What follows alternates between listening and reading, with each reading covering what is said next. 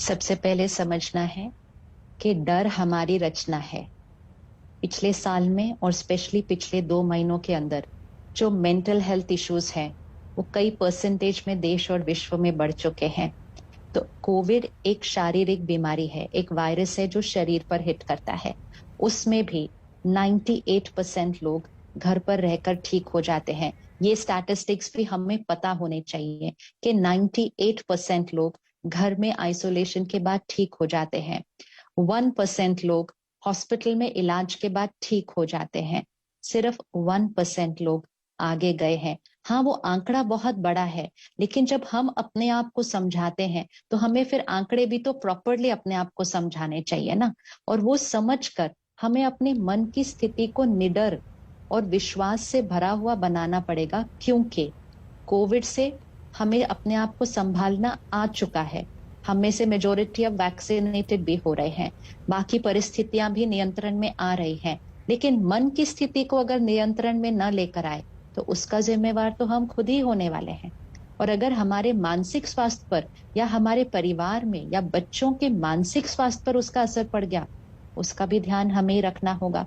तो इसलिए शरीर का ध्यान रखना हमने सीख लिया है, और अच्छे से ध्यान रखें। लॉकडाउन खुल जाएगा कुछ दिन में, चीजें नॉर्मल हो जाएंगी, उस समय ध्यान रखें कि हम लापरवाही नहीं करेंगे। हम ये नहीं सोचेंगे कि कोविड खत्म हो गया और हम केयरलेस हो जाएंगे। वो सारी चीजें ध्यान रखना है, लेकिन ध्यान रखें, डरे नहीं। ये था स्लोगन पहले दिन से।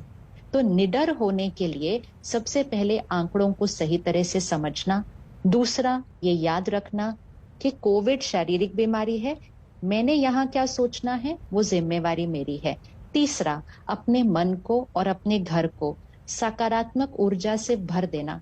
सुबह सुबह उठते ही अपने घर के अंदर पॉजिटिव बातें चलाइए, प्रार्थनाएं चलाइए, मेडिटेशन कीजिए, मंत्र चलाइए, जाप चलाइए, आध्यात्मिक अध्ययन कीजिए, spiritual study for the mind. मन को पॉजिटिविटी से भर दीजिए। जैसे शरीर के लिए अच्छी खुराक खा रहे हैं ना आजकल, उसी तरह मन के लिए अच्छी खुराक, जो हम सुनते हैं, पढ़ते हैं, देखते हैं, वो हमारी सोच बनती है। तो सकारात्मकता से अपने के लिए भरिए। सात्विक भोजन खाइए।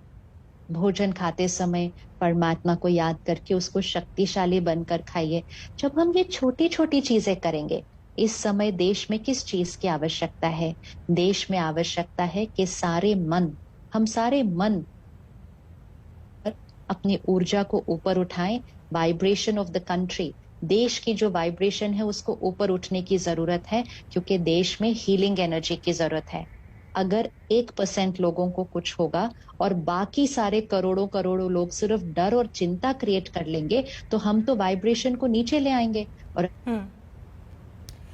सिस्टर शिवानी ने बहुत अहम बात यहाँ पर की कि जिस तरह की सूचनाएं भी हम तक पहुंचती हैं वो हमें किस तरह से प्रभावित करती हैं।